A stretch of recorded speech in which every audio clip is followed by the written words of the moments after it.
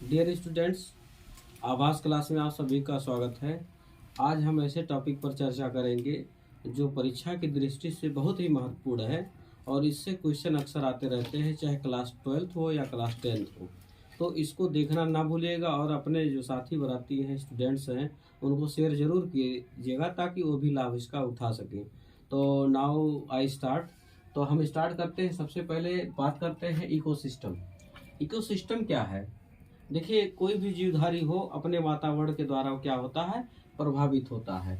और उनका पूरा सिस्टम को हम मिला दिया जाए, जिसमें आपके जैविक घटक भी हो और अजैविक घटक हो, इनको मिला दिया जाए तो ये पूरा बन जाते हैं एक सिस्टम जिसका नाम है इकोसिस्टम। सबसे पहले इकोसिस्टम का शब्द का यूज, इकोसिस्टम इकोसिस्टम शब्द का यूज एजी टेंसले ने किया था।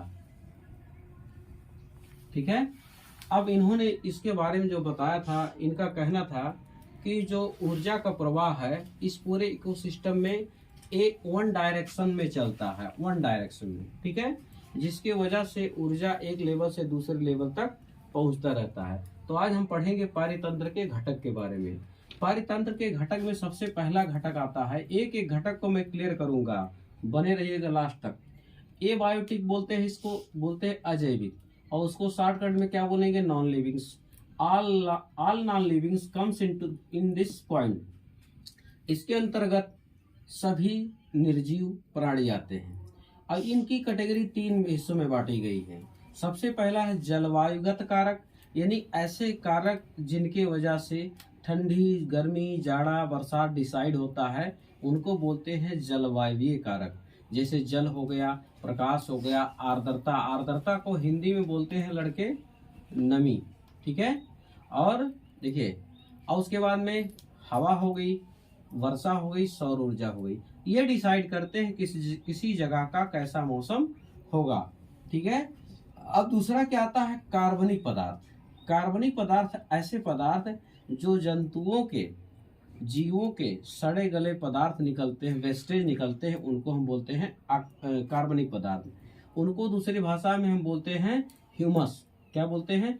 ह्यूमस। सड़े गले पदार्थ होते हैं, इनको ह्यूमस कहते हैं।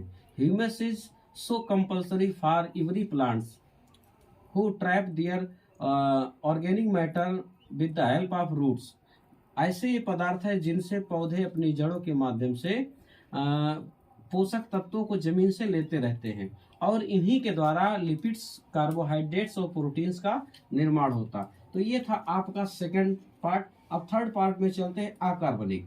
अकार्बनिक का पदार्थ का मतलब सीधा है कि जिसमें कार्बन ना हो, उनको हम बोलेंगे अकार्बनिक पदार्थ। या कार्बनिक पदार्थ प्रेजेंट्स कहाँ होते हैं? सॉइल में प्रेजेंट्स होते हैं, और उन्हीं पदार्थों से, उन्हीं सॉइल से पौधे जल के माध्यम से अपने अंदर खींचते रहते हैं। देखिए, सबसे पहला एक कंपाउंड था, फ्रेडरिक होलर द्वारा बनाया गया सबसे पहला ऑर्गेनिक कंपाउंड था, जो इनऑर्गेनिक से बनाया गया था। उसका नाम है, आपको सबको पता होगा, NH2CO, NH2, जिसको हम बोलते हैं स्टूडेंट्स यूरिया।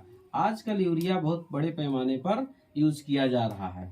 ठीक है ना। तो इसको हम रासायनिक खाद के नाम से जाना करते हैं। बिगर यूरिया के आजकल खेती संभव नहीं है। कोई जबरदस्ती अगर कहता है कि हम यूरिया, बगैर यूरिया का काम कर लेंगे, तो मुश्किल है ऐसा, क्योंकि प्रदूषण इतना ज़्यादा बढ़ गया है। हमको यूरिया हर हाल में, हर साल, प्रत्येक वर्ष हमको चाहे 100 ग्राम ही बढ़ाना पड़े खेतों में, लेकिन बढ़ाना पड़ता है। ठीक है। तो ये था हमारा एबायोटिक फैक्टर, जिसको बोलते हैं अजैविक घटक। बिना अजैविक घटक के जैविक घटक का जीवन अधूरा माना जाता है। अब देखिए, सबसे पहले आता है आपका जैविक घटक में जितने भी सजीव होंगे सब जैविक घटक वाले होंगे, याद करके जान लियो। अब इस देखिए, अब इसमें सबसे बढ़िया ऊर्जा का स्रोत क्या है, मुख्य स्रोत क्या है? सूर्य है। ठीक है ना। ये सूर्य सबसे पहले ऊर्जा तो सबको देता है, लेकिन ट्रैप कौन करता है? प्रोड्यूसर ट्रैप करते हैं। किस प्रोसेस के द्वारा ये ट्रैप करते हैं भाई? उस प्रोसेस का नाम है फोटोसाइंथेसिस। फोटोसिंथेसिस, जिसको हिंदी में बोलते हैं लड़के प्रकाश संश्लेषण। क्या बोलते? प्रकाश संश्लेषण। ये ऐसी प्रक्रिया है जिसमें पौधे क्लोरोफिल की प्रेजेंसी में जमीन से जल, वायुमंडल से कार्बन डाइऑक्साइड लेकर और उसकी उपस्थिति में अपना भोजन स्वयं बनाते हैं, वो प्रक्रिया प्रकाश संश्लेषण कही जाती है। और इस प्रकाश संश्लेषण के दौरान यही वो पार्ट्स है जो ऊर्जा का ट्रैपिंग करेगा। ये उत्पादक, इनको हम बोलेंगे उत्पादक। All green plants are called producer. इन सबको क्या कहेंगे भाई? प्रोड्यूसर कहेंगे। अब इसके बाद में आता है उपभोक्ता, यानी प्रोड्यूसर को जो यूज करेगा, यूजर कंज्यूमर जो यूज करेगा उसको हम बोलेंगे उपभोक्ता। ठीक है। उपभोक्ता को देखिए कितनी कैटेगरी में बांटा गया है, मेनली प्रथम श्रेणी, सेकंड, थर्ड, फोर्थ। तो सबसे पहली आप लोगों ने थर्ड तक ही पढ़ा होगा, लेकिन आपको हम फोर्थ श्रेणी तक आपको पढ़ा रहे हैं। सबसे पहले आता है प्रथम श्रेणी। ये प्रथम श्रेणी का मतलब है प्राथमिक से।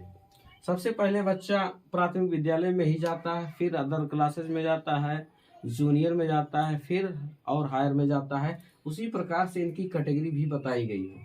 ठीक है। उपभोक्ता की कैटेगरी ये क्यों बताई गई है, ऐसा क्या कारण है? इसका कारण यही है कि डायरेक्टली ये जो आपका चतुर्थ श्रेणी का है, शेर तो घास खा नहीं सकता, चीता ना बाघ ये सब घास खा नहीं सकते, तो इनमें ऊर्जा का प्रवाह कैसे होगा? ये एक दूसरे के ऊपर क्या होते हैं? ये एक दूसरे के ऊपर डिपेंड होते हैं। इसी डिपेंड के कारण जो पहली श्रेणी आती है उपभोक्ता की, वो होती है प्रथम श्रेणी, जिसको हम दूसरे भाषा में शाकाहारी के नाम से जानते हैं। ठीक है। अब शाकाहारी में कौन से आप सभी को पता है? जो घास खाए शाकाहारी, जो घास खाए क्या है भाई? वो शाकाहारी है। जैसे गाय, भैंस, खरगोश, अदर एनिमल्स भी हैं। उसके बाद में अब इनको जो यूज करेगा अपने भोजन में, इसी में देखिए एक खाद्य श्रृंखला बनती चली जा रही है। यानी एक प्राणी जब दूसरे प्राणी को भोजन के रूप में ग्रहण करता है तो एक चेन बन जाती है। उसी को हम खाद्य श्रृंखला भी कहते हैं, फूड चेन भी कहते हैं। और जब एक एनिमल कई एनिमल्स को खा के अपना पेट भरता है, ऊर्जा ग्रहण करता है, तो वो फूड वेब कहलाता है, जिसको हम खाद्य जाल भी कहते हैं। खाद्य जाल अगले उसमें वीडियो में रहेगा, लेकिन अभी से मैं बता दे रहा हूँ, हो सकता है ना बना मिले। प्रथम श्रेणी की समझ में आया। अब आता है सेकंड श्रेणी। अब इसको यूज करेगा कौन भाई? सेकंड श्रेणी वाले। इनको हम बोलते क्या है? मांसाहारी। जैसे कुत्ता, बिल्ली, लोमड़ी, शियार, मेढक, दे आर द कार्निवोर्स। इनको क्या बोलते हैं? कार्निवोर्स। इनको बोलते हैं हर्बीवोर्स। ठीक है। अब कुत्ता की जब आप बात करते हैं, कुत्ता दाल चावल भी खा लेता है, लेकिन मजबूरी में खाता है। जान लीजिएगा, कुत्ता मजबूरी में खाता है। और उसको ये नहीं, उसको मांस अगर पर डे मिलता रहे तो मांस से खाएगा, दाल चावल को नहीं छुएगा। कुत्ता भी आपके कार्निवोर्स में आएगा, बिल्ली भी आएगी, लोमड़ी, सियार। ये तो मजबूरी, बस सर्वाहारी बन गए बेचारे। ठीक है। और मेढक को अगर आप सोच रहे हैं कि मेढक को ला हम थोड़ा सा दाल चावल परोस के खिला दें, तो मेढकवा क्या करेगा? छटक के उधर चला जाएगा और आपका भोजन खराब कर देगा। अब देखिए तृतीय श्रेणी आ गया। अब इस द्वितीय श्रेणी के जो जंतु दिख रहे हैं, इनका यूज कौन करेगा? तृतीय श्रेणी वाले, जैसे जल के पक्षी, बड़ी मछलियां, सांप। अब इनको कौन यूज करेगा? चतुर्थ श्रेणी को, जिसको हम बोलते हैं शेर, चीता, बाघ, बाज, क्रोकोडाइल। अब उसके बाद में इनको कोई जिंदा शिकार करने वाला नहीं मिलेगा। अब इनका होगा डेथ। क्या होगा भाई? डेथ। तो डेथ होने के बाद में किसकी मतलब जरूरत पड़ेगी? अपघटक की। अपघटक क्या करता है? ऑर्गेनिक को सिंपल मतलब, अपघटक का मतलब है कि जो जटिल पदार्थ को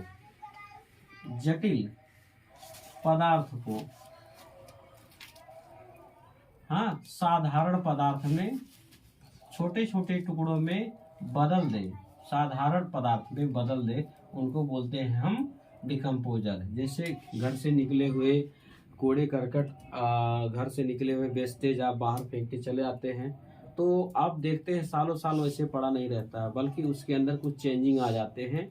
वो बड़े बड़े जो पदार्थ थे छोटे छोटे भुरभुरे के रूप में बदल गए। तो ये बदलने की क्या वजह है? डिकम्पोजर। डिकम्पोजर में आता है आपका एल्गी, कवक, जीवाणु, विषाणु, ये क्या करते हैं, डिकम्पोजर कहे जाते हैं। अब इनका जब डेथ होगा, ठीक है, तो इनको कुछ ऐसे जानवर मिलेंगे जो इनको खा खा के क्या करेंगे, किसी को भी भाई जिंदा कोई लाश पड़ी है तो उसको खा खा के सब क्या करेंगे, साफ करेंगे। इनको हम स्कैवेंजर भी बोलते हैं, प्रकृति के सफाई कर्मी भी बोलते हैं, ठीक है। इनका भी तो डेथ होगा, तो ये डिकम्पोज होंगे, कहाँ मिल जाएंगे, मिट्टी में मिल जाएंगे। और मिट्टी में इनके जो पदार्थ होंगे वो कार्बनिक पदार्थ के रूप में प्रेजेंट्स होंगे, और इन्हीं कार्बनिक पदार्थों को फिर पौधे अपने पोषक तत्वों के रूप में क्या करेंगे, यूज करते रहेंगे। तो ये रिसाइकिल चलता रहता है, ठीक है ना। तो आपने देखा ये पारितंत्र के जो घटक हैं, मेरे उम्मीद से आपके समझ में तो जरूर आया होगा। अगर समझ में आया होगा तो एक शेयर जरूर करिएगा, ठीक है। धन्यवाद। काटिए उसको।